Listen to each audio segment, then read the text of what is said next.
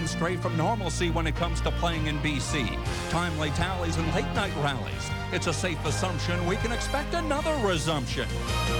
As a Maple Leaf, he's been Alex the Great, the personification of pinpoint as a player.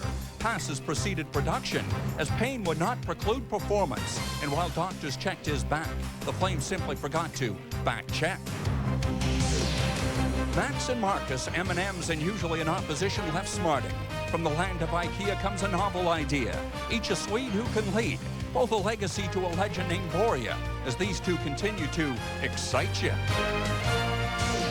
Whether it be in Toronto or in Vancouver, there's the presence of tanks. But for those who dare, it's tanks, but no thanks. Crossing the blue line might require Blue Cross. Two players headed to Salt Lake, and each known for that solid leg.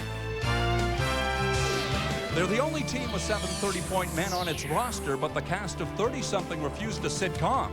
It's Toronto and Vancouver tonight on TSN.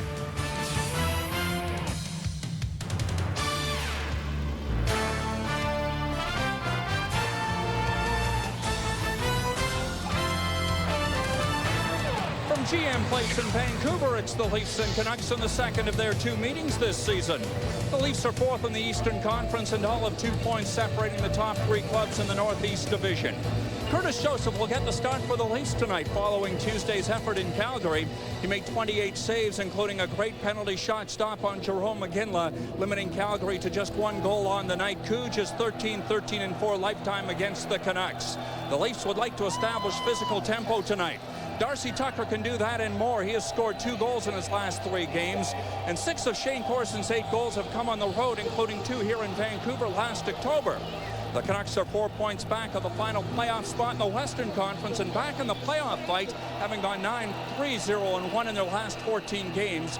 Peter Skudra will get the start in nets as Dan Cloutier hobbles on a sprained ankle. Skudra was a Leaf killer twice in the 98-99 campaign. He shut out Toronto 2-0 on 6-zip while with the Pittsburgh Penguins. Skudra is 3-4-1 so far this season for Vancouver. But up front, Todd Bertuzzi carries a 10-game point streak heading into tonight's game, longest in the NHL. Matthias Olin sports a 6-gamer, including 5 goals during that span. And Brent Sobel leads all Vancouver defensemen in plus-minus at 12. Well, good evening, everyone, and welcome to Vancouver for Game 2 of the 3-game trip for the Toronto Maple Leafs to Western Canada. Gary Roberts will not be in the lineup tonight. He is suffering from back spasms and is listed as day-to-day. Wade Belak, who suffered that nasty slash in Calgary on Tuesday night, will play. And Carl Pilash makes his NHL debut for the Leafs tonight on the blue line, wearing number 29. As mentioned, the Canucks are red hot. They have secured points in 11 of their last 13 games. Now to the game facts we thought you should know about. The Vancouver Canucks are the NHL's most dominant first-period team, outscoring their opposition 53-29. Improved defense has seen Toronto cut down the workload for both Curtis Joseph and Corey Schwab, and the Canuck power play has vaulted to 11th overall thanks to a 33% success rate in its last 32 opportunities. Trevor Linden is enjoying his second tour of Vancouver. The second overall pick in the 1988 draft from Medicine Hat sparkled almost immediately back then. He'd record 6 30-goal seasons as a Canuck and welcome November's trade from Washington. He'll center a line tonight along Jan Halavich and Andrew Castles. Brendan Morrison, meantime, has been another fine find at center. The Vancouver native is second only to Marcus Naslund on the team with 28 assists, and he's just 3 goals shy of matching his career high in that department at 16.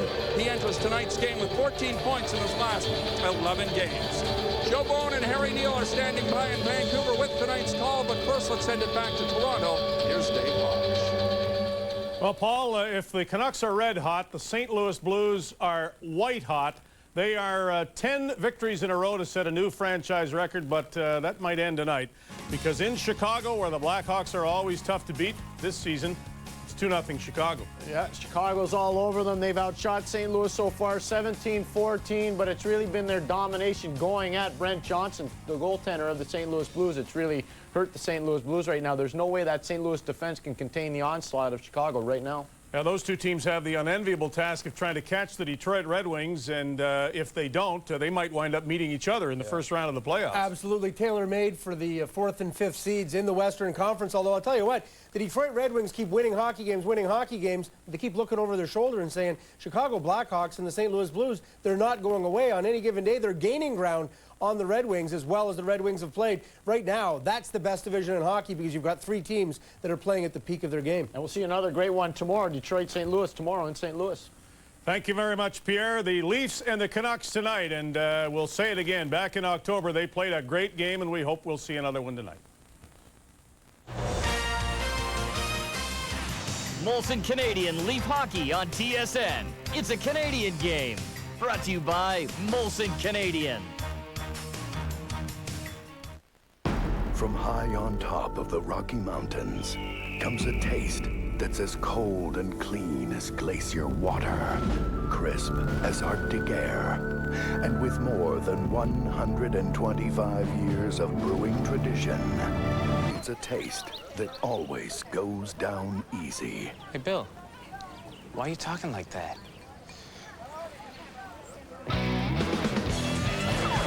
Coors Light, the silver bullet.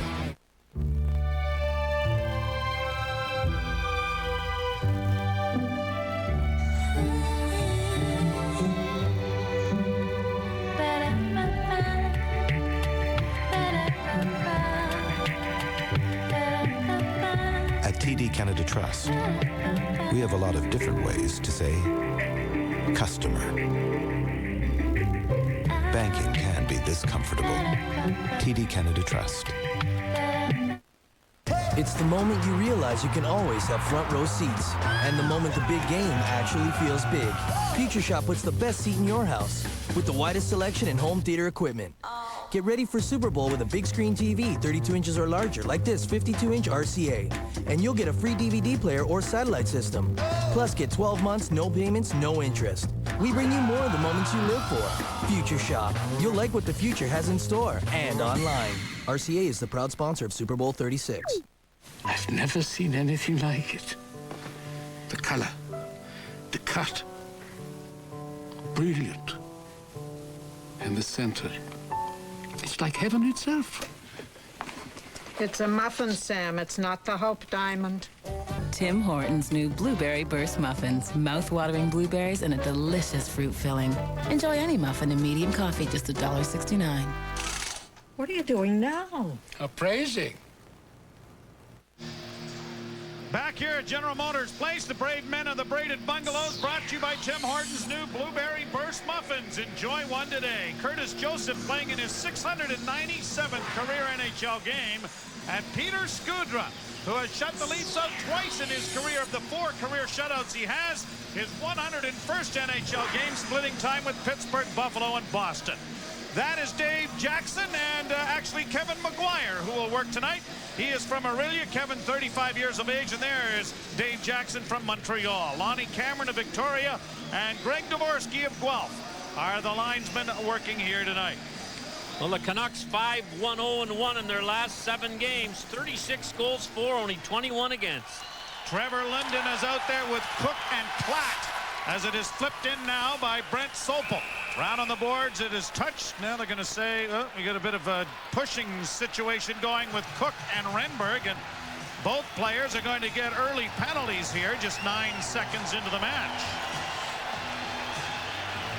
Well, the Vancouver Canucks are 3rd in hits among NHL teams, and so they have been very aggressive. Look at the bottom of the screen there, Cook and Renberg right off the opening face-off.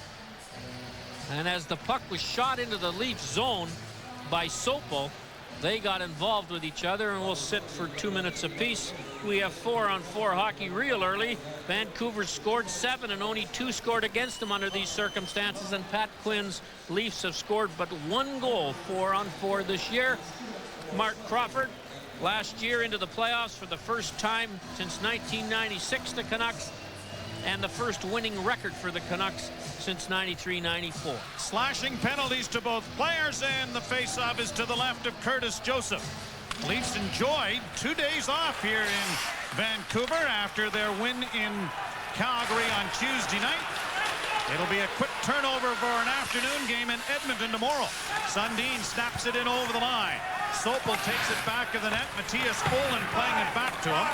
And Sopel will start out of his own zone. Olin starts away at center. Olin working in over the line, dropping it back, and it goes off a stick, and Sundin is away at center ice, dropping it back. Berg spinning, but can't make a play. Canucks with it again. Naslund to the line and in, offside. The crossing maneuver there had Morrison go in ahead of the play, putting the rush offside. Brent Sopel and Matthias Olden play together as a defense pair, and look what they've done in the last 13 games. 19 points, or a plus 19 and 14 points for Sopel, 13 points and a plus 17 for Olden. And the defense for the Vancouver Canucks have been largely responsible for their offensive surge of 36 goals in the last 7 games. Henrik Sedin with LeChance and his twin brother Daniel Sedin, and the Maple Leafs 4-on-4 here, as is Caberlet sending it off to Jerke Lume. He cans it in too far for Corson, who's out there with Tucker. Into the corner it goes with Jovanovski. Here is Corson trying to come out with Jovanovski chasing. Tipped to the line, kept in then by the Leafs. Tucker flipping it across to the near side. Lume unable to reach it in time, and Henrik Sedin plays it back into the corner. Jovanovski gets an angle on Tucker, then is able to get complete control of the puck, and LeChance now gets it out at center. Daniel Sedin in on the left wing. Into the corner. Now trying to scrum it along the boards with Lume. Lume goes down. Here is Reichel. What a hit there as Brent Sopel caught him coming around the net. McGillney coming through center to the line. Kicks it into the right wing corner. Sopel went after it as Olin went down. Sopel stepped right in front of his own goal. Jan Hlavich down the right wing and into the zone. Hlavich with a shot. Rebound, Joseph down. And he's got a hold of it as the best scoring chance early comes right there. Well, Hlavich, who's another newcomer, here's the body check, or here's the rush by Hlavich. He gets this shot, and then he gets a shot at the rebound before Joseph covers it. And here's the body check as Reichel just walks right into Sopel, the defenseman who came in on the pinch. Not too often you see the defenseman pinch behind the opposition net, but it's tough to convince Reichel he didn't. Here's what he did, Sopel. First 23 games, he had an point to -7, and he's been on fire the last 13. He lost 20 pounds. If that's the answer, Joe, you and I should get on the diet. There we go. Well, we've had enough of our crew on diets recently that haven't worked. We might as well try it, I guess. I think that's way past pinching. That's forechecking, I think. Round on the boards it goes. Here's Carl Pilash on for his first shift in the NHL. The penalties are over. They're back at full strength. The goal leaves go. Chance starts up as Sopel gets in on the right wing. A shot from a shot. Reichel scores! Off the goal stick of Joseph and into the net. And Brent Sopel, who is on fire, has the Canucks out in front 1-0. That was one of those shots from a terrible angle that Joseph just wanted to make sure he deflected it away from the front of the net. And here it is. Sopel shoots it. And you can see goalies do that time after time after time, and the puck goes off to the other corner. But it caught the inside of the goal stick and went back into the net, and the Canucks, in the halfway through the 3rd minute of play, go ahead on the Sopel goal, his 6th of the season. So a huge break there for the Vancouver Canucks, and as Paul pointed out in the opening, their first period is their best, and they have dominated the scoring in the first period of their games. And Brent Sopel with a smile on his face, realizing he got a bit of a gift goal there. That's the 54th goal scored in the first period by the Canucks, only 29 against. That's the most, plus 25 in the National Hockey League. You should never score from there in any league, as Joseph knows better than anyone that he just might have been better off to let that go right through the crease and off to the other side of the net. Castles and Cook get the assists on the goal, and it is 1-0 Vancouver. The games here have always been interesting. That's an interesting start. And Vancouver with the puck in their own zone, and Cook getting it out at center. He is rubbed out by Wade Belak. Played down into the corner now for Murray Barrett. Chased by McCauley. Belak and Cook Jousting now as the puck comes out at center ice. Here's Volk in on the left wing, snapping it around the boards. Cook after Belak again. They look at one another. Gloves aren't going to go yet. Cook doesn't want to drop the gloves. Belak would like to have a go. The play still going on. Finally is whistled down, but the linesmen are in between them, and it appears at this particular point anyway, Matt Cook doesn't want to have anything to do with Wade Belak. Well, Matt Cook leads the Vancouver Canucks in hits, and he's had about 3 already tonight. And here's a look at the problems that started between these two guys. First, a pretty rough takeout by Belak around the boards. Cook comes up punching, and then away they go. And as the puck goes into the Vancouver zone, Cook and Belak become involved again. And here's what I'm talking about. Inside the blue line, and they're going to get 2 minutes for attempted fighting. Belak's got the finger that had x-rayed in Calgary. You wonder whether he wants to fight. And Cook's, I don't know whether he's got a finger problem, but he doesn't want to get involved with Mr. Belak. So the draw to the right of Peter Skudra, pressed into service with the injury to Dan Cloutier. He did not play the other night in their victory in Dallas, as Alexander Auld, Thunder Bay native who played with the North Bay Centennials in the Ontario Hockey League. And here's a look at that finger injury that you talked about the other night. Savard slashes him right across the hand, and he went to the, didn't finish the game, went for x-rays, it was negative. Vancouver's won 23 games, 21 of them when they score first. Here's a chance by Lume off the goal post. Knocked out at center ice and playing down into the lead zone. Joseph out of the goal, tips it back for Caberlet. Thomas Caberlet skating it out at center. Going to the All-Star game as he slides in around Matthias Olin. Caberlet chips it for Sundin. Sundin's back of the net, stick handling in front, and he couldn't get a backhand away. Lume drops it off. Caberlet can't keep it in. Now gets spun around. Sopel after the puck, but it's chipped there by Lume over the boards and into the lead bench to stop the rush as Caberlet got trapped at the blue line. Caberlet holds up the Vancouver player long enough so he doesn't clearly win the race after the giveaway right here. Lume sees that and knows now he can come right over and take the puck before the 2-on-1 ever developed. Lume hits the post as he's got Skudra beaten on this point shot, but it goes out instead of in. Jyrki Lume played a lot of good hockey here in Vancouver for the Canucks, and he and his wife Mina thinking about maybe taking a permanent residence here in Vancouver when their hockey career is over. She is a microbiologist and went to school here, much the same as yourself. I thought that once too, that I'd have permanent residence here, but they didn't allow it. And nobody in my family's a microbiologist. Your residency papers got thrown out. My nuclear physics degree was worth nothing. Face-off outside the Toronto blue line. Kicked in over the line by Chubarov, and the Leafs go back to regroup in their own zone. McCabe to Carl Pilash. A pass off the skate of Tucker. Brought back in by Bertuzzi. Todd Bertuzzi stops. A pass in front of scores! Jovanovski makes it 2-0. Jovanovski jumps into the rush, as we have seen the Vancouver defensemen do it. And especially when they're playing 4 skaters against 4. That's the 14th goal of the season for number 55 in white. As Shane Corson had him, as you're going to see here, had him, knows he's coming, but couldn't get to him in time to prevent the shot after Bertuzzi makes the play. Shane Corson ties him up, but not well enough. And it's 2-0. Todd Bertuzzi has an 11-game point streak going. That's the longest in the NHL. And Ed Jovanovski, who will be representing Canada at the Olympics, has his 14th goal of the season, and the Canucks have jumped to a 2-0 lead.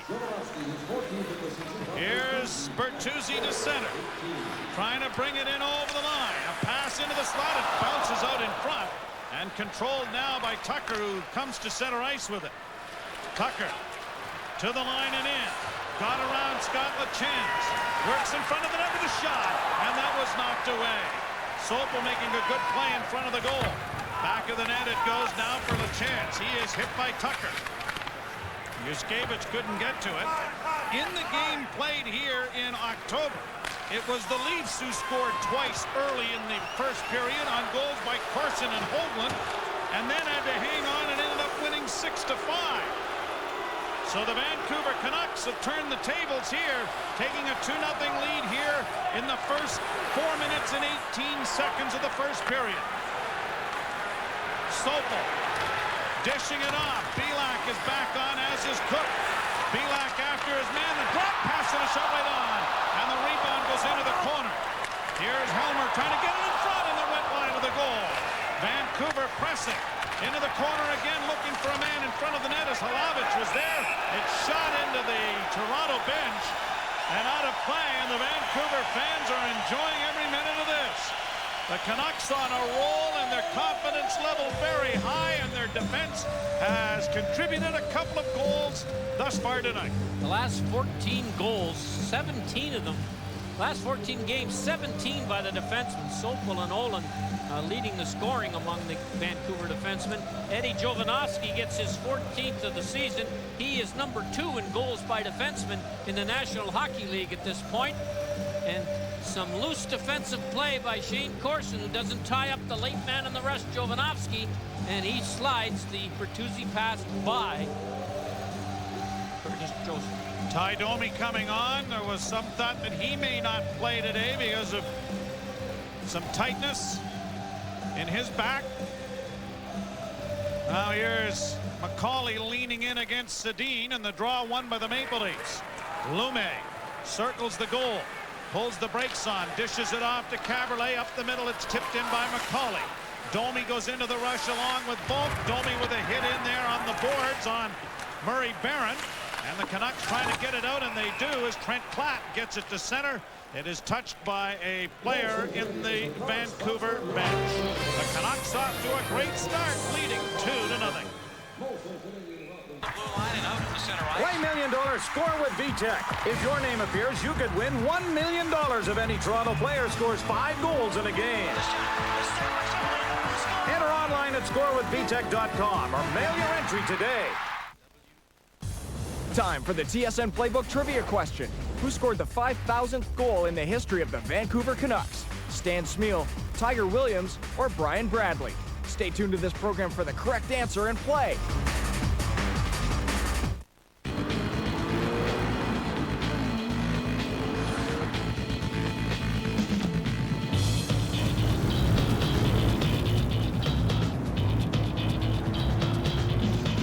The Dodge Durango. It not only hauls over 7,200 pounds, it's the only SUV with a V8 for around 38 grand. Oh, great. Stuck behind another one of these.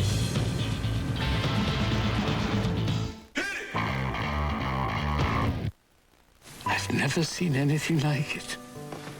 The color, the cut, brilliant. And the center. It's like heaven itself. It's a muffin, Sam. It's not the Hope Diamond. Tim Hortons' new Blueberry Burst Muffins. Mouth-watering blueberries and a delicious fruit filling. Enjoy any muffin in medium coffee, just $1.69. What are you doing now? Appraising. Martina Hingis and Jennifer Capriati, the women's final of the Australian Open Tennis Championships, right here on TSN at 12:30. If you want to watch it live, you can tune in to WTSN now and catch up on the tennis action. And the Maple Leafs trailing 2-0 early here in this first period. Bouncing shot wide of Skudra. Skudra plays it around back of the net. LeChance up on the boards. Kept in there by the Maple Leafs. Lume, he gets it again. Plays it around back of the net. Domi trying to get it away from Jovanovski. In goes Volk with a hit on Sedin as it comes up to Trent Platt. Platt trying to play it out, and he does. And out at center ice now is Daniel Sedin. He sends it in. Henrik Sedin goes after it, but cleared away by Joseph. Lume hit from behind by Sedin. Played back behind the net. Now trying to come out in front is Bertuzzi. Bertuzzi still working the end boards against Caberlet. And Domi tries to help out, and Caberlet comes away with the puck. Now it is McCauley trying to work against Sedin. Daniel Sedin against the boards on the far side. Puck goes free. Lume has it back of the net. Plays it off the boards to center ice. Olin mishandles the puck. Domi gets to it. Snaps it over the line. Trying to find Hoagland, but to no avail. Leafs back in the center ice area. Cleared right back in again now by Pilash, but it's going to be an icing charge as he sends it in from his side of center ice. Now this is Carl Pilash's first game, the 39th pick overall by the Leafs in the year 2001. 39 games for St. John's this year. Has 8 goals and 6 assists. 6'3", 210. The 24-year-old had a good training camp. Couldn't quite crack the lineup, and with the injuries and the demotion of Eriksson, gets a chance now to play in the big smoke. The draw to the left of Curtis Joseph. Draw won by the Leafs. Pilash into the corner. Fans on the shoot around.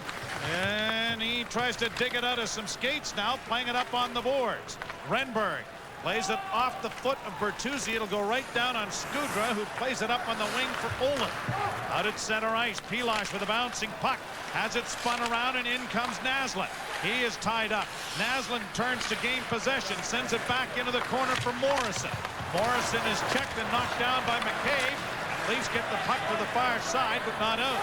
Here's Pilash with it again. Getting it over for Brian McCabe. A long lead pass goes off a skate. Tucker with Sundin in front of the net, but can't reach it in time to get it to the captain.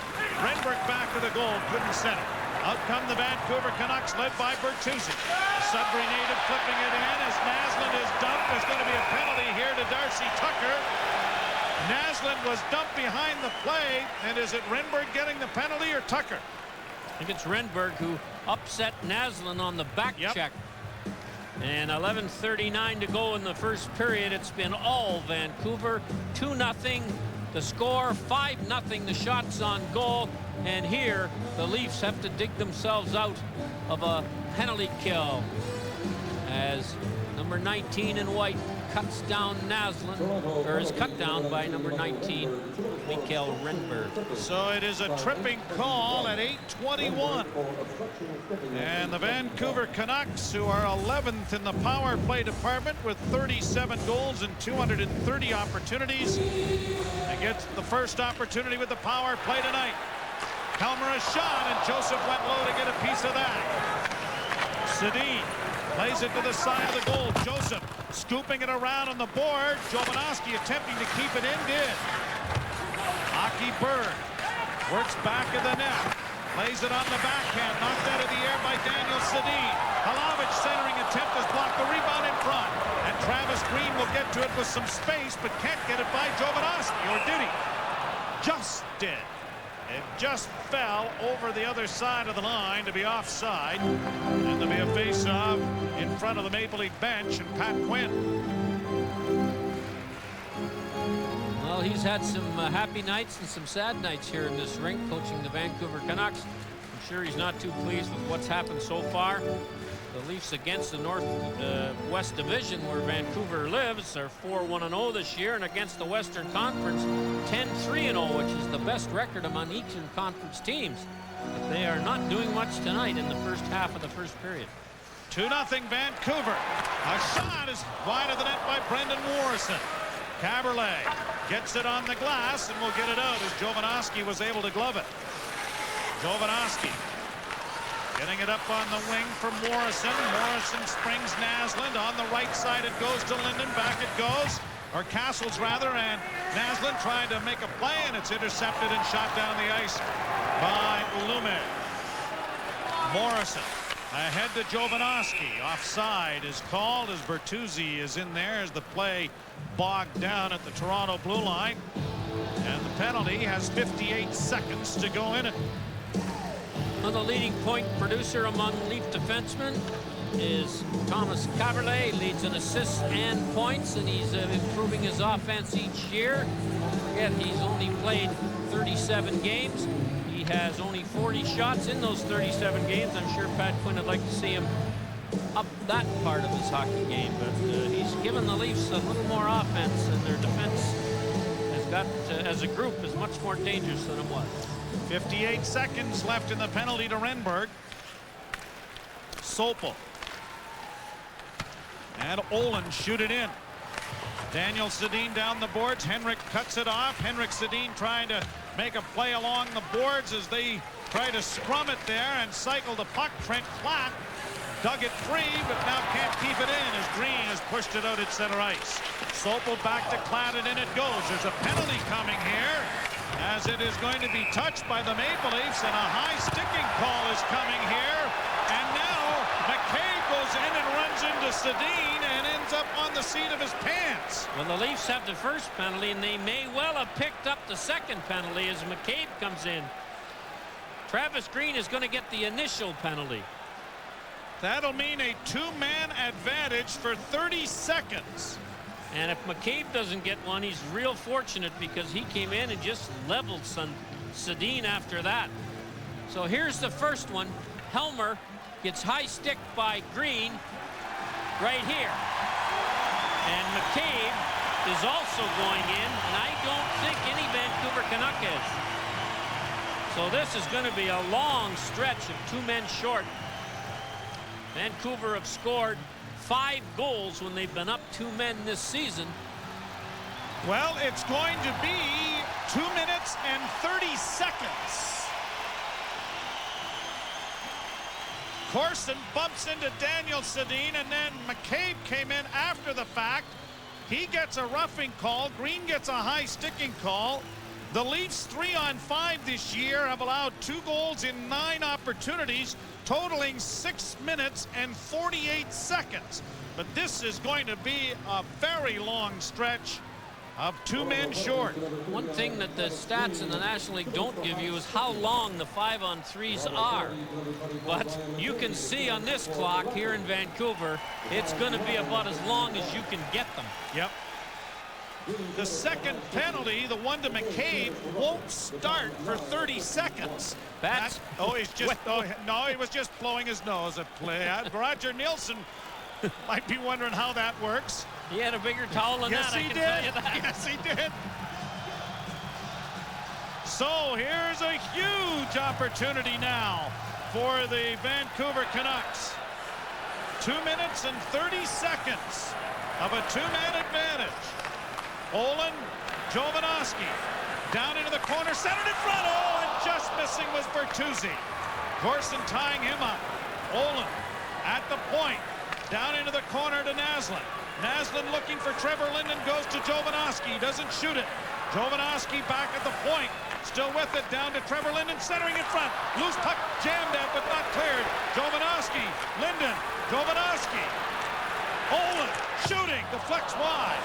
Linden with it. First penalty is over, but the Leafs can't get anybody out onto the ice. Down into the corner for Naslund. Naslund holding. Caberlet trying to keep a stick in the passing lane. Olin with it again. Minute 8 to go in the 2-man advantage. Here's Naslund shooting. Joseph to save, and he's got it tied up and held for a face-off. And the Leafs shoving with Linden in front of the net.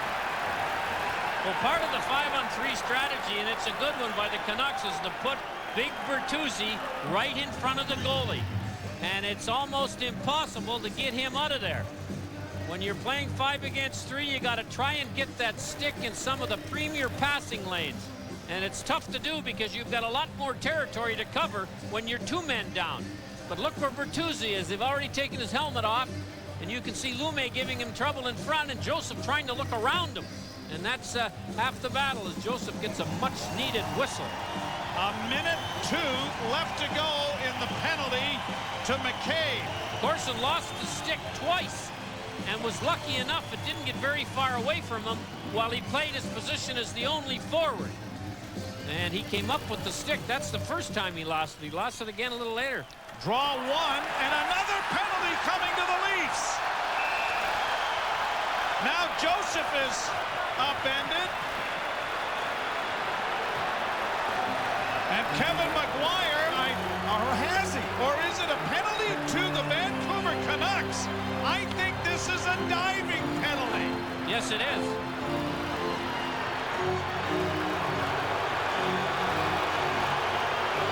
Yuskevich, I thought, was getting the penalty for hooking Klatt. So did I. Going after the puck.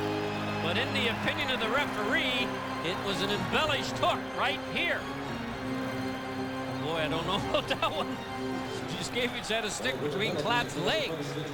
10:53 is the time of the penalty. And it is unsportsmanlike conduct. It's a diving penalty that will negate one man advantage. So the Canucks have 58 seconds with the with the single man advantage before McCabe comes out of the box. So it's 4-on-3 instead of 5-on-3, which is a little better if you're for the Leafs. Olin dropping it off to Naslund. 2-0 Vancouver. Naslund in over the line. Puts the brakes on. McCauley got spun around. Olin winds and shoots it wide of the goal. Joseph is going to pounce on it and hold for a face-off in the Toronto zone. Well, the Leafs have done a good penalty-killing job. There's no question about that. Joseph has not had to make a real big-time save.